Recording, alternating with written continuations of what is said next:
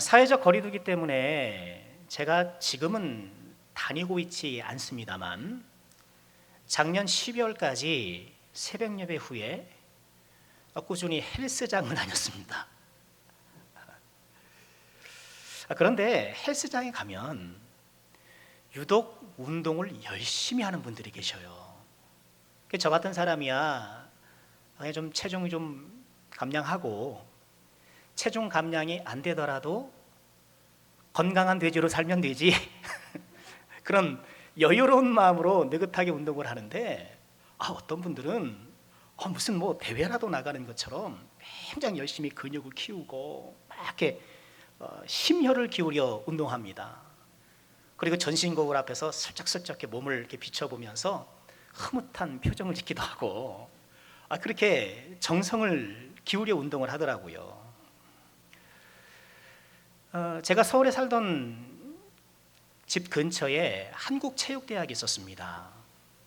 한체대가 있었는데 새벽에 산책하다가 우연히 그 교정을 한번 들어가 봤어요. 아직 해도 안 뜬 겨울 새벽이었는데 그 운동장에 다 나와서 이 선수들이 막 구보하고 막 이렇게 소리 내면서 구보하고 열심히 뜀박질하고 있는 거예요.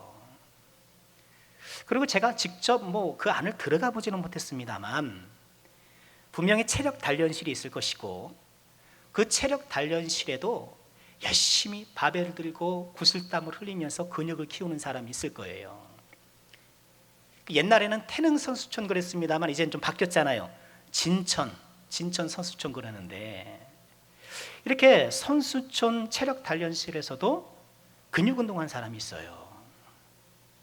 그러니까 누군가 동네 헬스장에서 근육을 키우는 동안 어떤 사람은 체대나 선수촌 헬스장에서 근육을 키우는 거예요. 그런데 똑같이 근육 운동을 하지만 목적은 달라요. 동네 헬스장에서 근육을 키우는 사람은 이른바 관상용 근육을 키우는 거예요. 관상용 근육 뭔가요? 보기 좋고 그렇죠? 또 이렇게 단련된 근육을 즐기고 또 은근히 저 같은 사람에게 자랑도 하고. 그러나 선수촌 헬스장에서 근육을 키우는 사람은 실전용 근육이죠. 그 근육으로 시합에 나가 상대 선수를 이기거나 더 무거운 무게를 들거나 더 힘든 운동을 감당하기 위해, 즉 근육을 사용하기 위해 키우는 거예요. 그러니까 근육을 보기 위해 근육을 키우는 사람이 있는 반면 근육을 사용하기 위해 키우는 사람이 있는 거예요. 지난 5주 동안 우리 함께 교회에 대한 말씀을 묵상해 왔는데 특별히 지난 3주 연속으로는 그리스도의 몸된 교회 함께 묵상했었어요. 그러니까 교회가 다양성을 유지해야 된다. 그러려면 위선하지 말아야 된다. 또 우리 각자가 비교의식, 열등감과 우월감을 좀 제거해야 한다. 그리고 지난 시간에는 같은 마음, 같은 공간, 같은 기도로 기쁨과 슬픔을 공유하는 공동체가 되어야 된다. 이런 말씀을 함께 나누었어요. 이런 모든 적용들이 뭐겠어요? 그리스도의 몸을 단련하는 거예요. 그리스도의 몸에 근육을 키워나가는 것이죠.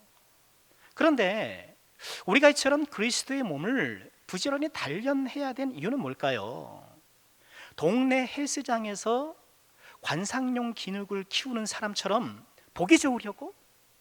자기 만족 누리려고? 아니면 우리 교회가 이렇게 좀 분위기가 좋아 좀 다른 사람들에게 보여주려고? 그렇지 않죠. 선수촌 헬스장에서 사용하기 위해서 근육을 키우는 것처럼 그리스도의 몸된 교회를 우리가 단련해야 할 이유는 사용하기 위해서, 쓰기 위해서, 즉 실전에 사용하기 위해서 그리스도의 몸된 교회를 단련하는 거예요. 그러면 우리가 단련된 그리스도의 몸으로 임해야 될 그 실전이라는 것은 무엇일까? 우리가 해야 할 일은 무엇일까? 오늘 말씀이 그것을 소개하고 있어요. 35절 말씀 보실까요? 예수께서 모든 도시와 마을에 두루다니사 그들의 회당에서 가르치시며 천국 복음을 전파하시며 모든 병과 모든 약한 것을 고치시니라. 우리 예수님이 뭘 하셨어요? 가르치시고 전파하시고 고치시고. 우리가 그리스도의 몸된 교회를 믿음 안에 잘 단련해야 하는 것은 예수님이 하셨던 이 세 가지, 가르치고 전파하고 고치셨던, 치유하셨던 이 일을 감당하기 위해서인 거예요. 이 가르치고 전파하고 치유하고, 여러분 이 말씀은 우리가 9장 35절 읽었습니다만 4장 23절에도 거의 똑같이 등장해요. 4장 23절 보실까요? 예수께서 온 갈릴리에 두루다니사 그들의 회당에서 가르치시고 천국 복음을 전파하시고 백성 중에 모든 병과 모든 약한 것을 고치시니. 4장에서 이미 했던 말을 9장에서 왜 또 반복할까요? 그 이유는 분명해요. 중요하니까. 중요하니 잊지 말라고 반복하는 거예요. 예수님이 가르치시고 전파하고 고치셨다는 이 사실은 우리에게 매우 중요한 일이고 또 우리가 잊지 말아야 할 일이에요. 왜냐하면 이 세 가지가 예수님이 이 땅에 오신 이유이며 교회의 존재 이유이기 때문에 그래요.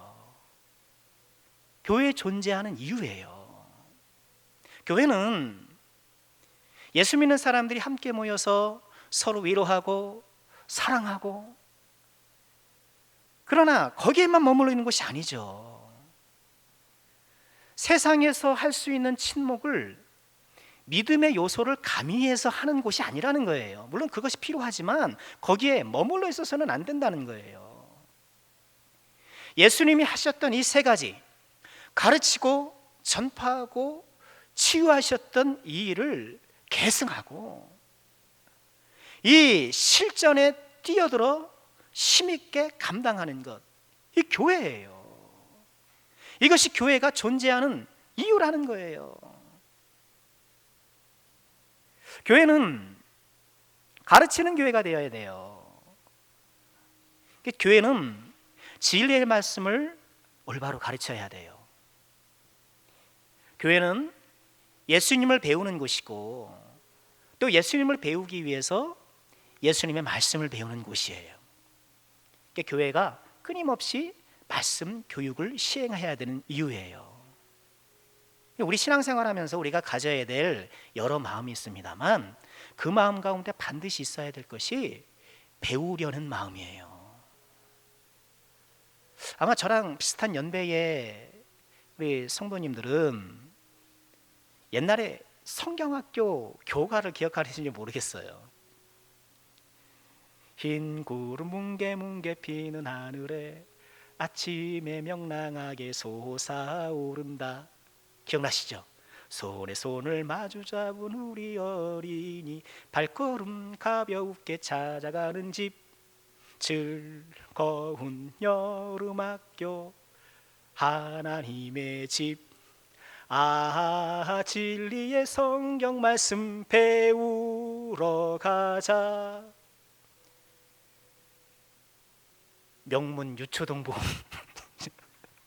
명문 사립 유초동부를 나오니까 다 기억하고 있네요.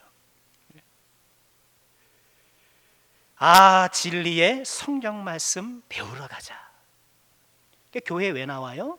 물론 예배도 하고 봉사도 하고 하지만 교회는 배우러 오는 곳이에요. 누구를? 예수님을. 또 예수님의 말씀을. 그래서 교회는 꾸준히 예수님을 배울 수 있도록 기회를 제공해 드리고, 특별히 우리 다음 세대 주일학교 어린이들을 위해서 주일학교를 하는 거예요. 주일학교가 말씀을 교육하고, 요즘 교회 학교들마다 자꾸 활동을 하더라고요. 필요할 수 있겠습니다만 좀 차분히 앉아서 말씀을 가르쳐주면 어떨까 싶어요. 요즘 아이들이 유독 좀 집중하기 어려운 것은 사실입니다만, 좀 우리 가운데 좀 주입식 교육을 타부시하는 경우가 있잖아요. 그런데 그건 그렇지 않다고 봐요. 물론 주입식 위주의, 일관된 위주의 그런 과거에 우리가 했던 그런 교육은 안 되겠습니다만, 그러나 교육 과정에 있어서는 주입이 필요해요. 그러니까 우리 아이들에게 꼭 알아야 될, 꼭 이해해야 될 하나님의 말씀을 담아주는 것, 그들의 머릿속에, 마음속에 담아주는 과정이 굉장히 필요한 거예요. 이를 위해서 교회가 깨어 있어야 되고요. 특별히 이 말씀 사역자로 부름받은 이 목사와 또 우리 교육자뿐만 아니라 우리 구역의 강사님들, 교사 선생님들 늘 항상 깨어 있어야 되는 것이죠. 마가복음 12장 37절에 보면 예수님의 말씀을 듣는 사람들의 반응이 나와요. 예수님들이 말씀을 전했을 때 사람들이 어떻게 반응했는가? 어떻게 반응했나요? 다윗이 그리스도를 주라 하였은즉 어찌 그의 자손이 되겠느냐 하시니, 앞에 내용은 나중에 읽어보시길 바라고요. 예수님이 이렇게 말씀을 하시니까 많은 사람들이 즐겁게 듣더라. 저는 이 말씀이 굉장히 도전이 돼요. 많은 사람들이 즐겁게 듣더라. 많은 사람들이 졸더라. 많은 사람들이 딴 생각하더라. 그런 설교자가 되지 말아야죠. 많은 사람들이 즐겁게 듣더라. 우리 예수님 참 훌륭한 분이세요. 혹시 성경 공부하면 나도 모르게 미간이 찌푸러지지 않으세요? 성경 공부 그러면 왠지 모르게, 나도 모르게 미간이 찌푸러지거나, 혹시 나는 평생 신앙생활 했으니 이만하면 됐다, 혹시 그렇게 생각하시지 않으세요? 아니면 그냥 뭐 믿으면 됐지, 믿으면 됐지, 뭐 그렇게 복잡하게 배우나, 난 믿어. 누가 안 믿어서 가르쳐 드리는 것이 아니라 우리가 알고 있는 믿음이 더욱더 풍성해지도록 그렇게 배우는 것이잖아요. 우리 남성교회는요, 예수님이 그러셨던 것처럼 주님 오시는 그날까지 계속해서 말씀을 교육할 것입니다. 제자 훈련이 되었든 바이블 아카데미가 되었든 어떤 제목의 그런 프로그램을 할지라도 계속해서 말씀 교육을 할 거예요. 여러분, 내가 이렇게 말씀 교육에 동참하고 말씀을 배우는 것이 예수님의 사역을 계승하시는 것을 꼭 기억하시고요. 남녀노소 불문하시고 여러분, 배움의 길을 쫓아서 하나님 말씀을 잘 배워보시기를 부탁드리겠습니다. 또 교회는 전파하는 교회가 되어야 되겠죠. 이 가르치는 것과 전파하는 것은 비슷하지만 좀 달라요. 가르치는 것은 이해를 목적으로 해요. 이해시키려고 하는 거죠. 그러나 전파하는 것은 수용하도록 하는 거예요. 받아들이도록 하는 거예요. 형태는 좀 비슷할 수 있습니다만 목적이 좀 다르죠. 우리 남성교회는 지금까지 예수님의 이 말씀을 받아서 국내와 해외를 망라해서 지금 열심히 복음을 전하고 있어요. 이 복음 전파는 예수님이 승천하시면서 제자들에게 주셨던 마지막 사명이죠. 마태복음 28장 19절 이하 우리 함께 읽어볼까요? 그러므로 너희는 가서 모든 민족을 제자로 삼아 아버지와 아들과 성령의 이름으로 세례를 베풀고 내가 너희에게 분부한 모든 것을 가르쳐 지키게 하라. 볼지어다 내가 세상 끝날까지 너희와 항상 함께 있으리라 하시니라. 만약 우리 부모님이 이 세상을 떠나시면서 나에게 마지막으로 당부하신 말씀이 있다면 어떡하겠습니까? 아마도 우리는 마음과 정성을 다해서 어떻게든지 그 말씀을 좀 시행하려고 노력할 거예요. 예수님께서 몸으로 이 세상에 오셨고 이제 그 몸이 승천하여 떠났을 때에 마지막으로 우리에게 주신 말씀이 이 말씀이라면 우리가 이 말씀을 소홀히 생각할 수는 없는 것이죠. 우리 교회는 복음을 전해야 돼요. 지금 코로나 시대 교회 신뢰도가 몇 프로예요? 몇 퍼센트인지 말하기도 싫으네. 10명 중 10명 중 한 명도 채 믿지 않는, 신뢰하지 않는 이런 안타까운 상황일지라도 어떻게 해요? 우리는 복음을 전해야 돼요. 디모데서 4장 2절에 보면 이런 말씀을 하시죠. 너는 말씀을 전파하라.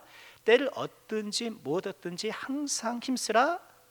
범사에 오래 참과 가르침으로 경책하며 경계하며 권하라. 말씀을 전파하되 언제요? 때를 얻든지 못 얻든지. 이 때를 얻든지 못 얻든지 영어 번역 보니까요, in season, out of season. in season은 성수기예요. 그렇게 번역해요. 성수기 혹은 제철. out of season은 뭐예요? 비수기, 제철이 아닌. 지금 우리의 모든 처해진 상황을 보면 복음 전파에 out of season인 것이 틀림없어요. 누구도 환영하지 않고 오히려 비난할 수 있는 이런 상황에, 그러나 이럴 때 우리가 입을 다물고 있고 이럴 때 우리가 복음 전파를 외면한다고 한다면, 사실 복음 전파를 두 손 활짝 열고 환영했던 시대가 언제 있었습니까? 없어요. 죄인들은 복음을 본능적으로 싫어해요. 그러나 이럴 때일수록 우리는 어떻게 해요? 이런 복음 전도지라도 좀 가져가서 우리가 사람 만나기는 어렵지만 그래도 제한된 조건이나마 여러분 전도지도 좀 나눠주시고, 이런 복음 전파에 우리가 힘써야 하는 거예요. 사람들이 그럴 수 있겠죠. 요즘 교회가 뭐 어쩌고 저쩌고 하면서 뭐 교회가 그러면 되느냐고 막 그럴 수 있잖아요. 그럴 때 우리는 어떻게 얘기를 해야 돼요? 그래도 믿으셔야 합니다. 그래도 믿으셔야 돼요. 그래야 천국 가세요. 그럼 되는 것이죠. 어떤 사람은 외면하고 어떤 사람은 비난하지만 구원받을 한 사람이 있어요. 내가 이렇게 전하는, 내가 무심코 전하는 복음이 그 사람의 가슴을 파고들어서 그 인생을 확 변화시킬 수 있는 거예요. 100명 중에 한 사람일지 10,000명 중에 한 사람일지 몰라요. 교회는 계속 복음을 전해야 되고 또 선교해야 하죠. 세계 곳곳에 선교사를 파송해야 하고, 파송한 선교사를 후원하고 지원하고, 또 우리가 단기 선교라도 이렇게 직접 찾아가서 선교사님을 도와드리고, 우리가 이 사명을 잘 감당해야 하는 거예요. 우리 남성교회, 여러분 우리 교회는 파송 선교사가 있는 교회예요. 얼마나 훌륭한 교회예요. 우리 정도의 규모에 직접 선교사를 파송하는 교회 거의 없다고 보시면 정확해요. 다른 교회 이렇게 좀 후원하는 정도지, 우리가 직접 이렇게 선교사를 파송하는, 여러분 우리 교회가 이게 참 잘해왔던 거예요. 자, 교회는 치유하는 교회가 되어야 합니다. 예수님이 이 세상에 오셨을 때 질병을 비롯한 온갖 인생의 고통 가운데 허덕이는 사람들을 건져주셨잖아요. 이런 질병이라는 건, 또 질병을 위시한 모든 인생의 고난은 사망의 아들들이에요. 아담이 죄를 지었잖아요. 그래서 사망이 이 세상에 유입된 거예요. 근데 사망이 혼자 유입된 것이 아니라 사망을 일으키는 여러 인자들이 우리 세상에 들어오기 시작한 거예요. 질병, 사고, 전쟁, 살인, 이런 것들이 들어오는 거예요. 사망과 함께 호박 넝쿨처럼 그런 것들이 두루루 들어온 거예요. 그래서 우리가 고통하는 거거든요. 그러니까 예수님이 오셔서 하신 일이 뭐예요? 이 질병으로 대표되는 인간의 고통, 이 죄로 말미암은 고통을 해소시켜 주시고, 그 질병을 물리치심을 통하여서 예수님이 하나님의 아들이라는 것, 이 하나님의 아들을 믿을 때에 이 호박 넝쿨째 들어왔던 이 모든 인생의 고난에서 해방될 뿐만 아니라 우리가 궁극적 구원을 얻을 수 있다는 것을 보여주신 것이죠. 예수님께서 질병에 걸린 모든 사람들을 즉시 고쳐주셨어요. 성경에 보면 그렇잖아요. 즉시 고쳐주셨어요. 그래서 오늘날에도 우리 모든 환우들이 소망하는 게 그런 거잖아요. 성경처럼 나도 기도하고 눈 뜨면 좀 나으면 얼마나 좋을까. 예수님께서 말씀하셨을 때 내가 바로 이 시간에 아니라도 적어도 내일이라도 이렇게 확 변화되면 얼마나 좋을까. 그런 기대들 다 하잖아요. 물론 우리 하나님의 뜻 안에서 그런 기적은 여전히 가능해요. 그러나 또는 하나님께서 이 세상에 베풀어주신 여러 일반은총의 수단들, 우리의 의술과 우리의 약과 이런 것들을 동원하셔서 질병을 낫게 하시는 거예요. 우리는 이 질병을 위시한 이 죽음의 세력들, 사망의 세력들을 그리스도의 힘으로 좀 물리치고 그것으로 고통당한 사람들을 위로해 줘야 하는 책임이 이미 있는 거예요. 질병과 모든 약한 것이라고 말씀하셨는데, 여러분, 물질 시대에 우리가 약하다라는 것은 어떤 건가요? 많은 이야기할 수 있겠습니다만 그 중에 하나가 가난이잖아요. 물질의 부족함으로 고통당하는 거잖아요. 예수님이 승천하신 후에 그 남아있던 제자들이 집중했던 일이 이 세 가지, 특별히 두 가지예요. 말씀 전하는 것, 그리고 구제하는 것. 사도행전 6장을 보면 어떤 일이 벌어집니까?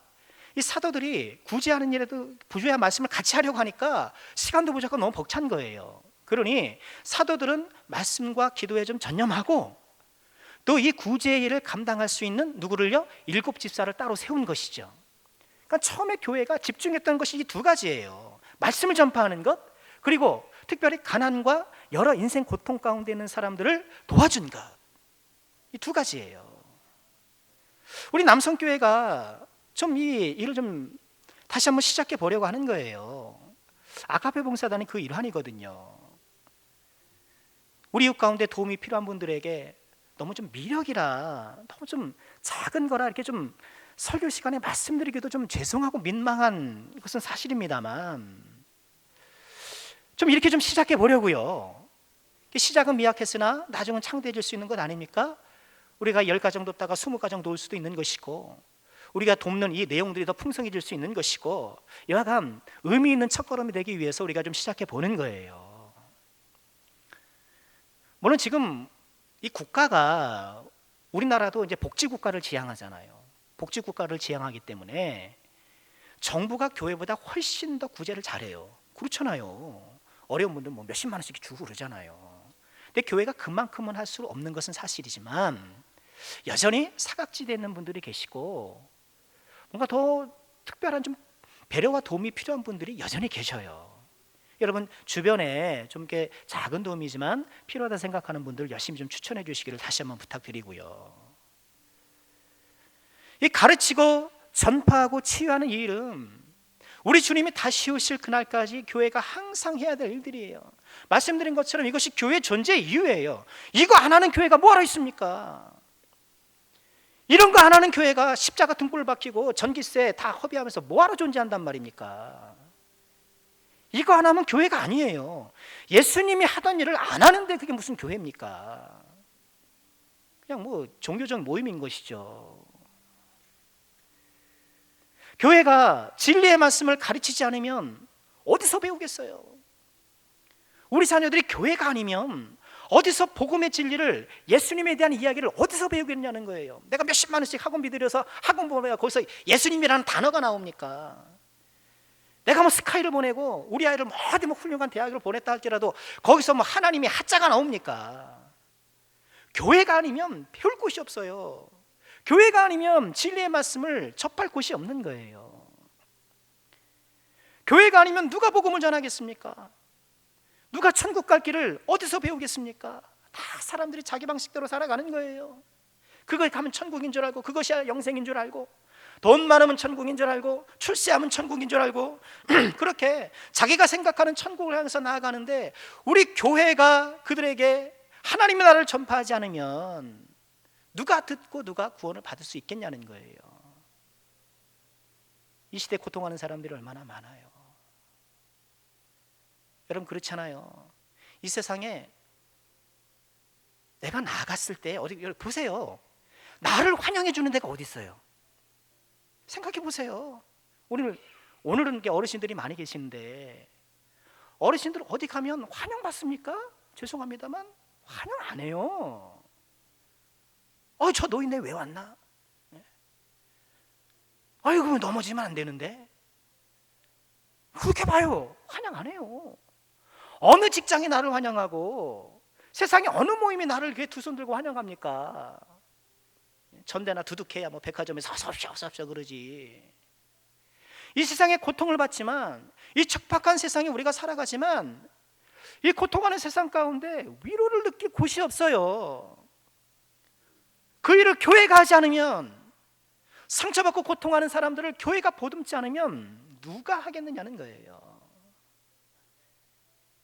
예수님이 하셨던 이 거룩한 사역, 가르치고 전파하며 치유하는 이 사역을 우리 남성교회가 더 풍성하게 감당하고 더 능력 있게 감당하는 우리 교회가 꼭 될 수 있기를 주님의 이름으로 축원합니다. 그리고 예수님께서 이 일에 동참할 일꾼들을 찾으세요. 37절 보실까요? 이에 제자들에게 이르시되 추수할 것은 많되 일꾼은 적으니 그러므로 추수하는 주인에게 청하여 추수할 일꾼을 보내주소서 하라 하시니라. 추수할 것은 많은데 일꾼이 없는 거예요. 여러분 농사 짓는 분들 아시잖아요. 일은 너무너무 많은데 일손이 부족한 거예요. 난감하죠. 그죠? 예수님 보시기 그렇다라는 거예요. 가르치고 전파하고 치유할 그것을 받아야 될 이 예수님의 사역을 받아야 될 사람들은 너무너무 많은데 그 일을 감당할 사람들이 없다는 거예요. 즉 그런 일꾼들을 찾으신다는 이야기죠. 예수님께서 일꾼 찾으실 때에 주여 내가 여기 있나이다, 믿음으로 나아가는 우리 모두가 될 수 있기를 주의 이름으로 축원합니다. 어디나 보면 다 소수예요. 소수예요. 아무리 성경 공부한다고 막 이렇게 외치고 광고하더라도 했던 사람만 하는 것 같더라고요. 또 마찬가지예요. 뭐 전파하는 것도 마찬가지, 하는 사람만 해요. 또 굳이 하는 여러 사역도 마찬가지예요. 여러분 남성교회는 우리 사랑하는 모든 권석들께서 우리 모든 여건과 환경은 다르지만 때로는 앞장서고 때로는 뒤에서 밀어주고 직접적으로 혹은 간접적으로 이런 모든 일에 좀 개입하시기를 부탁드리고 열심히 동참하는 우리 주의종들 되시기를 다시 한번 주의 이름으로 부탁드립니다. 자, 그런데 우리가 반드시 유념해야 될 한 가지가 있어요. 어떤 마음으로 일을 감당하느냐예요. 어떤 마음으로 감당하느냐. 이 세 가지 일을 행하는 우리 마음의 동기, 이걸 봐야 돼요. 자, 예수님은 왜 가르치시고 전파하며 치유하는 일을 하셨을까? 그 일을 하시게 된 예수님의 동기는 무엇이었을까? 36절에 나와요. 36절 함께 보실까요? 함께 하죠. 무리를 보시고 불쌍히 여기시니 이는 그들이 목자 없는 양과 같이 고생하며 기진함이라. 가르치고 전파하고 고치시는 이 일을 하신 예수님의 동기가 뭐라고요? 그들을 불쌍히 여기셨기 때문에, 불쌍히 여기셨기 때문에 이 예수님의 동기, 이 마음을 우리가 가져야 돼요. 긍휼히 여기는 마음. 이 불쌍히 여기다로 이 번역된 이 단어가 스플랑크니조마이 뭐 그래요. 근데 이 단어 속에는 스플랑크논, 심장, 내장이라는 뜻이에요.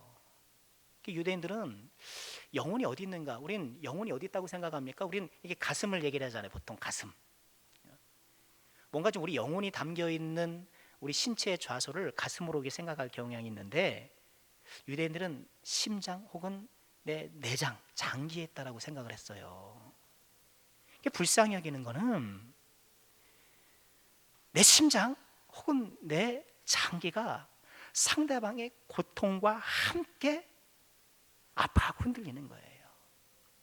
영어 번역이나 우리말 번역을 충분히 못 담아내요. 영어 성경은 컴패션 이렇게 했거든요. 함께 고통하는 것. 뜻은 좋은데 뭔가 내 심장이 혹은 내 안에 어떤 장기가 이렇게 막 흔들리는 이런 감각적인 부분은 담아내지 못해요. 우리말 성경은 불쌍히 여긴다 이렇게 번역을 했어요. 차라리 가슴 찢어지는 고통을 느끼시니 이렇게 번역하는 것이 이 단어의 뜻과 부합할 수 있어요. 그러니까 예수님은 이 무리를 보시되 가슴 찢어지는 고통, 그들이 당하고 있는 그런 고통을 나의 고통으로 여기시면서 불쌍히 여기신 거예요. 이 긍휼의 마음, 이 불쌍히 여기는 마음 때문에 여호와 여러분이 구원받은 거예요. 우리가 자격이 없잖아요. 우리가 능력이 없잖아요. 다만 우리를 긍휼히 여기셨기 때문에 우리가 불쌍히 여김을 받았기 때문에 하나님의 자녀가 될 수 있었던 거예요. 호세아 11장 8절 보면 우리 하나님의 마음을 이렇게 소개해요. 에브라임이여 내가 어찌 너를 놓겠느냐, 이스라엘이여 내가 어찌 너를 버리겠느냐. 내 마음이 내 속에서 돌이키어 나의 긍휼이 온전히 불붙는 듯하다. 하나님 어떻다고요? 긍휼이 이 불쌍히 여김 때문에 보면 불붙는다는 거예요. 불붙는다는 거. 긍휼의 마음이 불붙는다. 이렇게 긍휼에 불타는 아버지 하나님의 마음이 있기 때문에 저와 여러분이 구원받은 거예요. 또 이 긍휼의 마음이 있기 때문에 아버지의 긍휼되고 우리가 기도도 할 수 있는 거예요. 다니엘 9장 18절에 보면 다니엘이 이렇게 기도해요. 우리가 주 앞에 간구하는 것은 우리의 공의를 의지하는 것이 아니요 주의 큰 긍휼을 의지하여 함입니다. 뭘 의지해서 기도해요? 내가 그렇게 정성을 다했으니 기도에는 정성이 필요하죠. 내가 막 금식했으니 금식도 훌륭한 기도지요. 그러나 우리의 기도가 주 앞에 용납되어지고 응답되어지는 것은 주님의 큰 긍휼 때문이에요. 아버지의 긍휼이 있었기 때문에 우리가 구원받고 하나님의 긍휼이 있었기 때문에 우리가 응답도 받고 이 긍휼의 은혜가 없으면 우리가 존재할 수가 없는 거예요. 우리에게 필요한 건 뭐예요? 예수님이 품으셨던 이 긍휼의 마음을 우리가 함께 품는 것. 목자 없는 양같이 유리하며 방황하는 이 시대 사람들을 보고 예수님이 가슴 저미며 아파하셨던 그 아픔을 나도 아파할 수 있는 것. 우리가 이 긍휼의 마음을 회복하고 이 긍휼의 마음으로 살아가기를 정말 소망해요. 여러분, 긍휼의 마음이 있으면 우리 마음이 참 평강해져요. 가정에서도 남편을 좀 긍휼히 여기고 또 아내를 긍휼히 여기고 다 이렇게 공부하느냐고 일하느냐고 애쓰는 자식들, 이놈 자식들 그냥 성이 안 차고 마음에 안 차더라도 긍휼히 여기면, 누군가를 긍휼히 여기면 그 긍휼히 여김을 통하여서 내 안에 사랑의 힘이 솟아나는 거예요.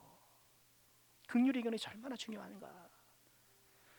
혹시 직장에서 나를 좀 괴롭히는 사람이 있습니까? 그럴 수 있잖아요. 그럴 때 나를 괴롭히는 그 사람을 좀 긍휼히 여기고 오히려 불쌍히 여길 때, 오히려 그럴 때에 그를 측은히 여기고 불쌍히 여길 때에 기도가 되는 거예요. 원수를 위해서 기도하는데 원수를 위해서 기도할 힘이 어디 나옵니까? 그렇죠. 무슨 원수를 기도해? 내 기도도 바쁜데 원수를 위해서 어떻게 기도한단 말입니까? 원수를 긍휼히 여겨야 기도하는 거예요. 그렇게 악한 생각을 하는 것 혹은 이게 부당한 처신을 하는 것에 대해서 주의 사랑으로 긍휼히 여길 때, 그래야 우리가 그 불편함도 이겨내고 승리할 수가 있는 거예요. 긍휼히 여기는 마음으로 원수를 위해서 기도할 때 그게 내가 이기는 거예요. 악에게 지지 않고 선으로 악을 이기는 바람이 긍휼에서 오는 거예요. 우리 주께서 우리 모든 마음 가운데에 긍휼의 마음 주시기를 주의 이름으로 축원합니다. 가르치고 전파하고 치유하는 이 예수님의 사역을 계승해 나가는 우리 교회가 될 때에 우리가 품어야 될 마음이 뭐예요? 이런 긍휼의 마음, 긍휼의 마음. 그런데 이런 가르치고 전파하고 치유하는 일을 하면서도, 이런 일들을 여러 교회가 하면서도 가만 보면 이런 내적 동기가 희석되고 이런 내적 동기가 다른 것이 차지할 때가 있더라고요. 그게 안타까운 거예요. 가르치는 일을 해요. 교회가 교회를 하는데 이 가르치면 긍휼의 마음으로, 긍휼의 마음이 동기가 돼야 되는데 우리 교회도 제자 훈련하는 교회 뭐 그렇게 이야기하고 싶고, 다른 교회 다 하는데 우리가 안 하면 뭐 뒤처지니까, 또는 서울에 유명한 그 교회가 제자 훈련으로 부흥했다는 것 아닙니까? 그러니 우리 교회도 제자 훈련하면 부흥할 것처럼 생각을 하고 부흥의 도구로 제자 훈련을 하려고 하는 이런 잘못된 접근과 동기가 있을 수 있는 거예요. 여러분, 그것은 잘못된 거예요. 전파하는 것도 마찬가지예요. 전파가 교회 홍보가 아니잖아요. 우리 교회 사람 많이 모으려고, 여러분 당연히 우리 교회 많은 분들이 모여서 함께 신앙생활하면 당연히 즐겁죠. 감사하죠. 그러나 전도는 사람 모으려고 한 적이 아니에요. 예수님은 한 번도 그런 적이 없어요. 예수님이 뭐 숫자 연연하신 적 있습니까? 예수님이 우리 뭐 많이 나왔네, 저거 나오네, 제자들하고 뭐 오병이어 기적 끝났는데 뭐 그때는 왜 셌죠? 그 센 것은 나눠주다 보니까 센 거고. 그럼 뭐 회중 집회 하신 다음에 제자들 오늘 몇 명 왔냐? 몇 명 왔냐? 그런 거 체크하시냐는 거예요. 예수님 하나만 일을 우리가 하는 거예요. 예수님은 그런 거 생각조차 안 했는데 예수님 따르는 교회들이 그것 목적 삼고, 그래서 어떻게든지 전도하고 나눠서 우리 교회 좀 부자 되고 좀 많은 사람들 모이는 그런 교회 되기를 원하는 것, 여러분 그런 생각은 접어두세요. 물론 그렇게 우리가 전파를 하면 그 부수적인 효과로 우리 교회가 부흥하게 되겠죠. 많은 사람들 오게 되겠죠. 그러나 그것이 우리가 교회 복음을 전하는 제일 목적이 되어서는 안 된다는 거예요. 그것이 우리의 의도가 되어서는 안 된다라는 거예요. 구제도 마찬가지죠. 어렵고 힘든 이웃을 도울 때에 그 사람의 고통을 함께 공감하는 마음으로 다가가야 하는데, 자칫하면 좀 나은 내가 좀 힘든 당신을 돕습니다, 이런 접선의 마음으로 다가가면 안 되는 것이죠. 어떤 우월감이 그 마음에 있어서는 안 되고 진심으로 존중하며 섬겨야 하는 것이죠. 구제는 섬김이에요. 섬김이에요. 섬김은 종이 윗사람을 섬기는 거예요. 아카페 봉사노래 할 때 그런 마음을 꼭 가져야 돼요. 교회 가면 어려운 사람들에게 이게 뭐 하사해 주는 게 아니고요, 우리가 좀 작은 거지만 그분들을 좀 존중하면서 그들을 높여드리면서 섬기는 행위로 그 일을 해야 되는 거예요. 말씀을 준비하면서 올 한 해 가르치며 전파하며 치유하는 교회라고 표어도 써붙이고, 오늘 이 표어에 해설격이 된 그런 설교가 되었는데, 저는 표어를 준비했을 때 가졌던 제 마음을 좀 회개했어요. 예수님의 동기를 묵상하면서 예수님이 이 세 가지를 하시게 된 그 마음의 근원을 살피면서 내가 잘못된 접근을 했구나라는 생각을 하게 됐어요. 이 세 가지 사역을 마치 어떤 목회의 효율을 위해서, 교회의 효율적 운영을 위해서 이것을 하려는 것은 아니었는가. 그거는 예수님께서 품으셨던 마음이 아니에요. 그건 중요한 게 아니라는 거예요. 무엇이 우리에게 필요해요? 긍휼의 마음, 불쌍히 여기는 마음, 그의 고통을 나도 함께 느끼는 그 마음, 이 긍휼의 마음을 꼭 품는 우리 모두가 될 수 있기를 기도해야 돼요. 하나님, 저에게 긍휼의 마음을 주세요. 하나님, 저에게 긍휼의 마음을 주셔서 이 주님이 품으셨던 이 불 붙는 듯한 긍휼의 마음으로 주의 일을 감당하게 해주세요. 우리가 기도해야 해요.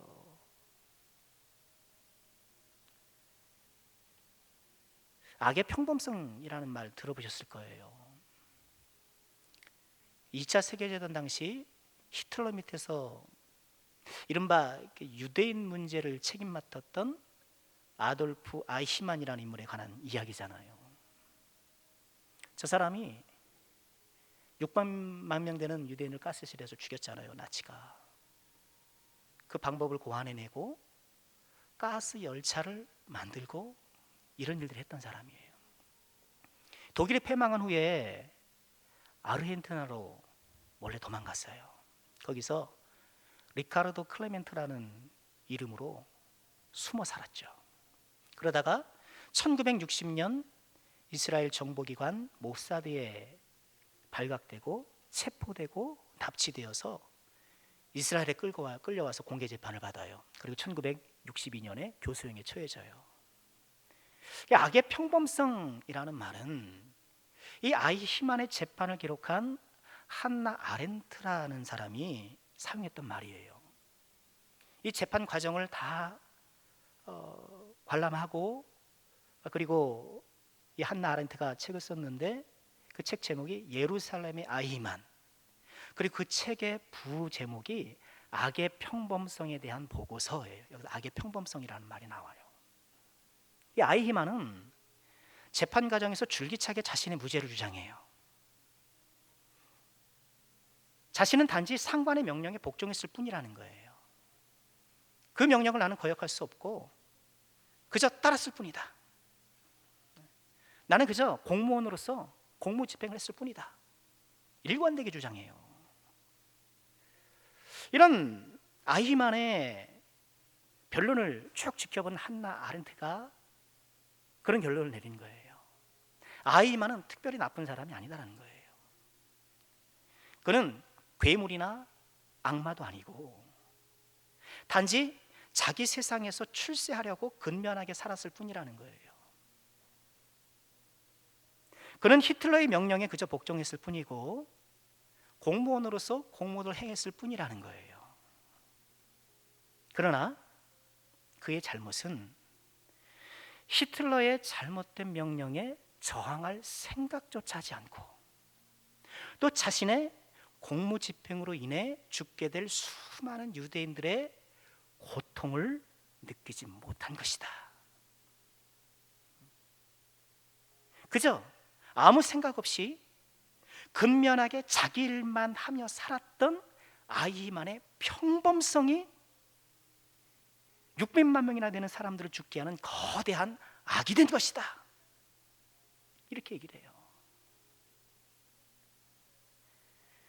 세상의 부조리에 그 안에 고통하는 사람들의 신음소리에 무관심하고 그저 나 일만 하고 살아간다. 여러분, 우리가 그러기 쉽잖아요. 가르치네, 전파하네, 뭐 치유하네, 좋다 이거예요. 그런데 저는 먹고 살기 바쁩니다. 저는 그저 내 할 일 하기도 벅찹니다. 저는 내 할 일만 할 겁니다. 그랬다가는 자칫 우리도 작은 아이 힘만이 될 수도 있는 것 아닐까요? 우리 주변에 죄로 죽어가는 영혼, 고통으로 신음하고 그 가운데에 슬퍼하는 사람들을 우리가 외면한다면, 그런 걸 모르고 외면하고 그저 내 인생 살아간다고 한다면 우리의 평범성이 누군가에게 큰 악이 되지 않겠냐는 거예요. 긍휼히 여깁시다. 우리에게 긍휼히 여기는 마음이 있어야 돼요. 그리고 우리가 힘써 예수님이 하셨던 이 세 가지 일을 우리가 해 나가야 하는 것입니다. 말씀 마치겠습니다. 예수님이 이 세상에 오셔서 가르치고 전파하고 치유하는 삶을 사셨어요. 십자가에 못 박혀 우리를 구원하는 그 궁극적 구원의 사역 외에 이 세 가지를 갖고 예수님께서 사셨어요. 주님의 몸된 교회는 이 일을 하는 곳이에요. 그게 교회의 존재의 이유입니다. 2000년 전에 추수할 일꾼을 찾으셨던 예수님께서 21세기에도 추수할 일꾼을 찾고 계십니다. 우리가 이 일에 나아갑시다. 앞장서기도 하고 뒤에서 밀어주기도 하고 이를 가슴에 품고 함께 전진해 나아가십시다. 예수님이 품으셨던 그 긍휼의 마음, 그 거룩한 동기를 품고 이 마지막 때에 가르치고 전파하고 치유하는 예수님의 사역을 아름답게 계승하는 우리 남성교회가 꼭 될 수 있기를, 그래서 주님의 마음을 흐뭇하게 하고 영광 올리는 우리 교회가 꼭 되기를 주님의 이름으로 축원합니다.